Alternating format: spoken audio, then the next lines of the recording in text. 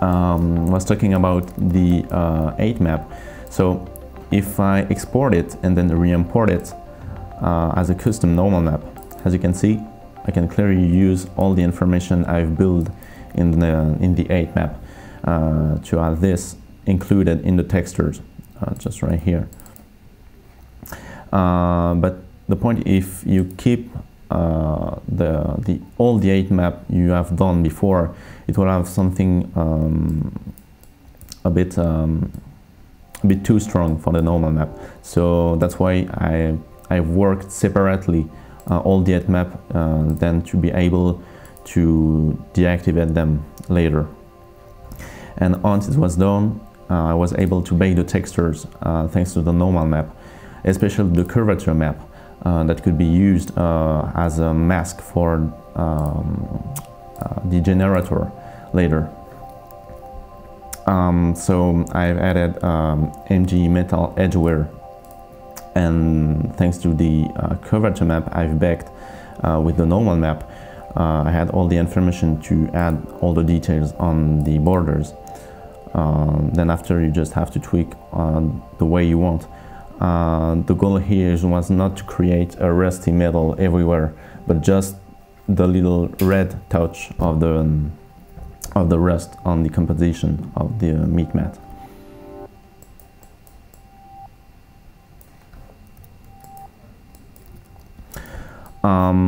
For the next part, I will talk more about how I've ended on the cowboy ID.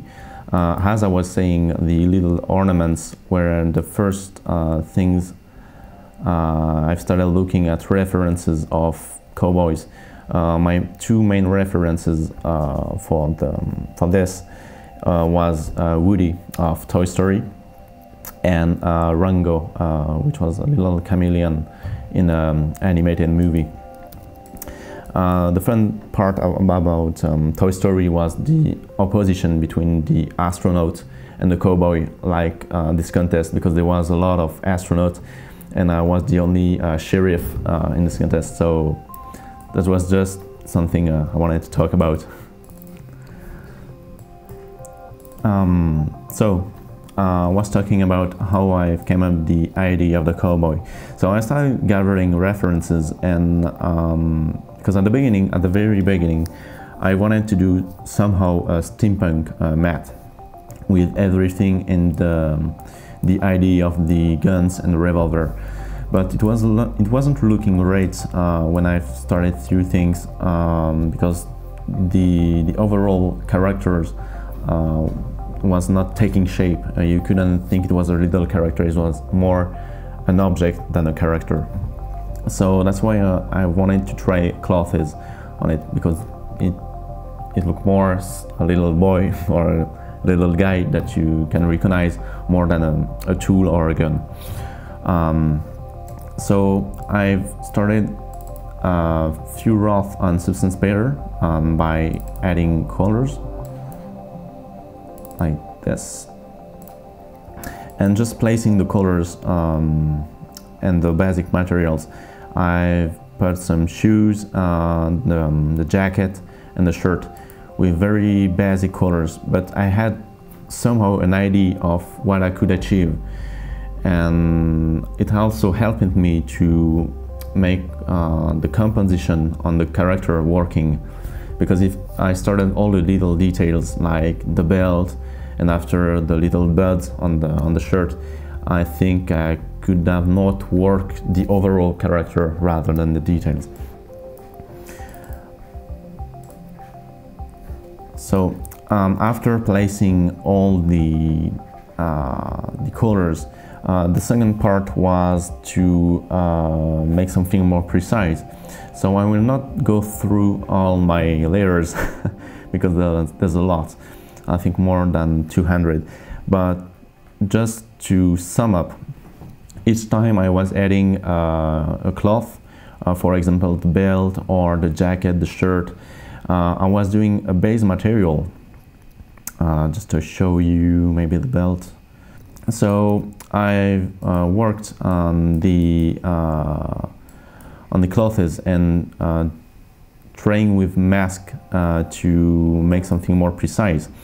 I will not go through all the layers, as I said, but just for me to show you how I've been working on this, maybe for the ammo belt. So I will close all the layers to show you all the steps.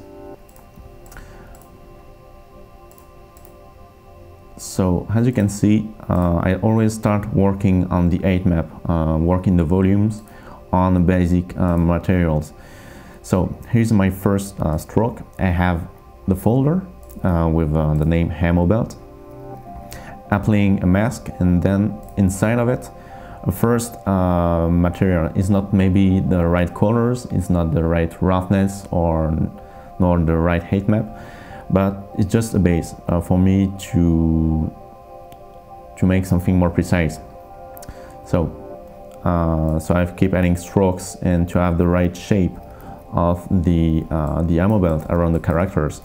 Once this was done, it was clean enough, I've started working inside the belt thanks to the folder I've made.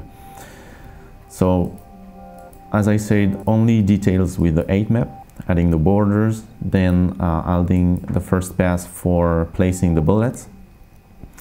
One of the tricks I've came up working on this project was creating a fake ambient occlusion. When you are adding details directly on the HECHT map, you don't have a real ambient occlusion that you could have baked from a high poly. So the tricks I found, I think many people know it, but in case I will tell, is if you have the shape of the details you have added, like this little square right here on the belt, you take the mask of it, duplicating it, and then placing it on another folder.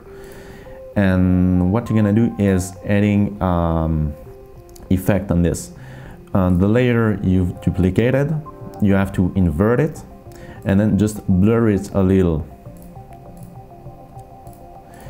And inside this, you will place black colors only, maybe in multiply. I think it's multiply, very low.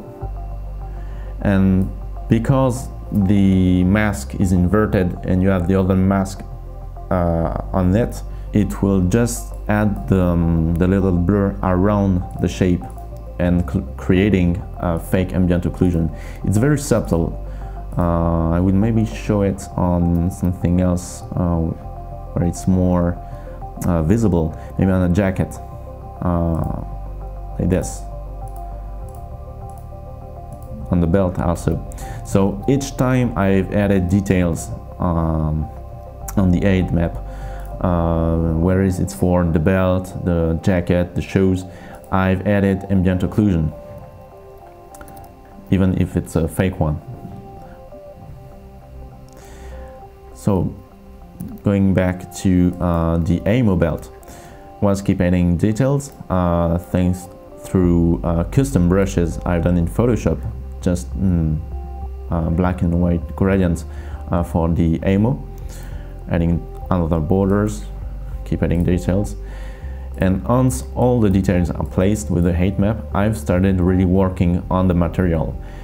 Keep in mind, you may change the colors later.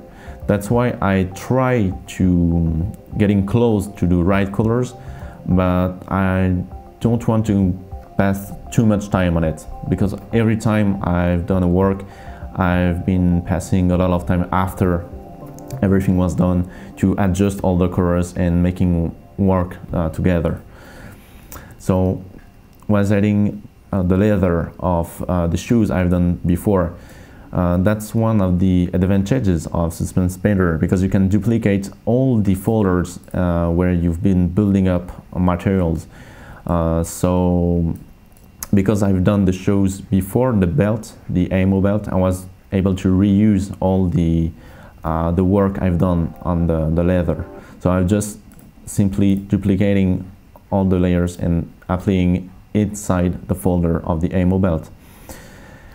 The next step is to adding scratches.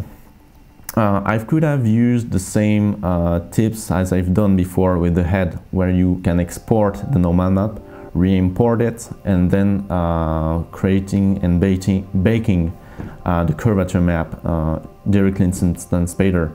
But there was already too much work on the HECHT map, and it was way easier and faster for me to just adding little scratches directly with the mouse. Scratches, then keep adding dirt, few more dirt, and after every details are placed, I've started tweaking the colors simply with a saturation or color judge. The next part is the bullets. So the same way I've used with the ambient occlusion is to taking the mask and then just adding all the details of the bullets. The reason I've put two silver bullets inside the ammo was to add a little metal on the body, because there was already a lot of warm colors on the body with the jacket, the shirt, the little medals, and I found it interesting to add a little touch of metal everywhere, like on the belt, the screw on the arms, and on the other bullets. And after it, just keep adding details, more on the HECHT map, the shoe, little veins of the leather, and after keep adding the ambient occlusion, because there is a volume here that I didn't add it before. Keep adding, and the final touch, like this. So to sum up this, basically you just make a clean mask with a base material inside the folder, working on the HECHT map before touching to the roughness or the colors. And then when you have something clean enough to work with, you can keep tweaking the materials, and after adding all the little scratches that we will paint directly on it. That was the same workflow for all the characters. There was few differences for the belt, for example, because I had to add a little volumes, so sometimes I had just at the end of the folders the bump to allow more interesting stuff directly on the belt. It's really subtle, but it avoids to have something really smooth and flat. One of the other thing that I have tried for this character, even if I talked before about placing clothes to have a more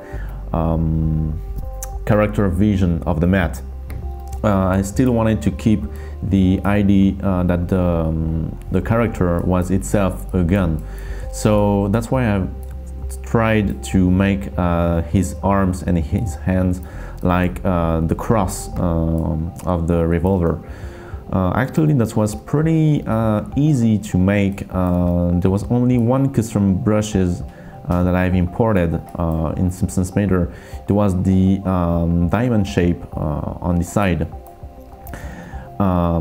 Excuse me for the low resolution because it's in it's low resolution. It allows me to switch faster between the layers, but I will show you at the end at 2K resolution. Okay, so about the arms, so I had my base material right here, just under it. I just duplicated the metal material of the head and placing it, so I was sure to have the exact same metal on the arm. The second pass was also duplicating the mahogany wood that I've done before on the head, on the arms, like this, and with the mask on the folder to place the first details, like the metal part being inside the wood shape and all the screw on the side. To make the side of the cross, as I was saying, it was made through a custom alpha I've imported from Photoshop, a diamond pattern. You can make it through different ways, but how I've done it, it was thanks to HECHT map generator. You just use the tile generator, importing and using the custom pattern, and then you just have to tweak the position, the contrast, and the pattern itself if you want more space between them. Pattern transformation, the number, I'm just going to put it on 2K resolution, so you will be able to see more easily, because actually it's pretty smooth. But yeah, because the shape is not the same as the wood, you have to also to have a contrast between the clean and smooth of the wood, which is pretty glossy actually. So in the meantime, I've used also the channel roughness, and I just reduce it. So you really have the feeling that this part is a carved wood, and the other part is just the clean aspect of it. With the mask, one of the issues I had was the blending of the two parts. So I just added another part of it, just painting on it and creating a better transition. It's not a perfect transition, but at least you really have the difference between the two. So I think it was just a HECHT map in negative, a darker colors in multiply to 83%, and then you have the side of the arms, both sides. The rest was only worked through the mask, the first mask. I didn't really had to add any more details, maybe the screw on the side, like this one. But I think, yeah, in 10 minutes it was done, because I've just only reused all the materials I've done before on the head. It was the metal and also the mahogany wood, and then just placing it through a mask. So I was sure to have the right materials and to be way more efficient in my work. One of the last few things I want me to show was the colors fix I've done at the end. As you can see, before the three layers, the colors of my mat was way more different. It was way more yellowish, and even the saturation is pretty low. So I've just added another custom layer with colors, and it was linear burn, I think, the right one. Yeah, that was linear burn. My goal here was to have something way more in the hue of the head, which was way more red, and the contrast between the yellowish body and the head, which was more red somehow, was not working properly, as you can see if I switch the layers. The last two layers were the ambient occlusion that I've baked directly in Substance Painter. I didn't have any high poly model. It was just using the ambient occlusion of the low poly itself. I'm not talking about all the 8 details that I've done. It was just the arms, the head, to adding a bit more depth. For the final touch of the matte mat, it was, as I was saying, the color adjustment. As you can see, if I hide those layers, the actual result of all the work I've done before is completely different. The matte is more yellowish, and the contrast with the head does not really work. The composition itself, it does not work between the two. So my goal here was just to add few layers to make the body more reddish, according to the head. So I'm just adding a linear burn fusion mode with the colors. I think it's somehow pretty red, like this. The linear burn. The second one was readjusting the saturation, which was pretty low actually. So just add more red to the character. And finally adding the ambient occlusion that I've baked from the low poly itself. I'm not talking about all the details I've placed, like the jacket and the belt on the HECHT map, but only the model, the base model. So just adding more depth between the shape, between the arms and the head. The very last modification on this project was adding a light touch.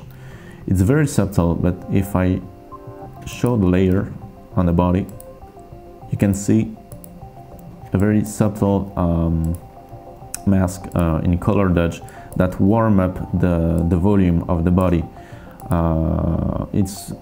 This technique is way more used mostly on end painted stuff to add, I would say, focus on what is important on the model. So that's why I've added this just on the boots, the belly and the arms.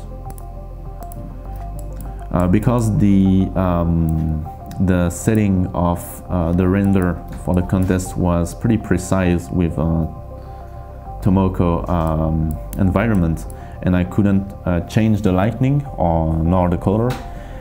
That's why one of the best way for me to change this a little through the layers and not cheating with the contest. I've used the same trick for the head. If I just change the layer for the head, you can see the little color touch on the head above. It's a bit more reddish, and it also helped me to warm up the wall composition. You can see.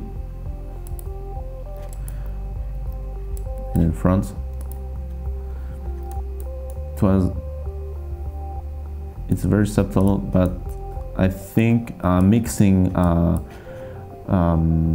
hand-painted techniques with, I would say, realistic stuff helped me to have more artistic expression for me on my mat.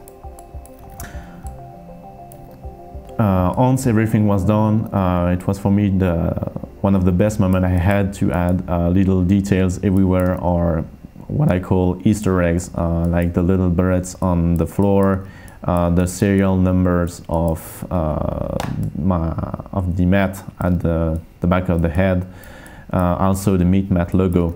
And one of the few things I'm pretty proud of is the mix between the stars of the sheriff and the logo of Substance Painter. When I've checked how the medal was made, there was little balls at the point of the medal, and I've noticed that the Substance Painter logo had the same little dot around the shape. So I've just added this on the medal, where there is the little dot on the left side, the big dot on the right side, and the medium-sized dot on the upper side. This is a really little thing, but it was really funny to do. Like also the Substance S on the boots on the side. That was the final touch, I would say, on my meat mat to be fully the Substance Sheriff. So that's all. I was really happy to show you a few tips on how I've worked on my bitmap. I also hope it will maybe help you to work on your future project. That's all.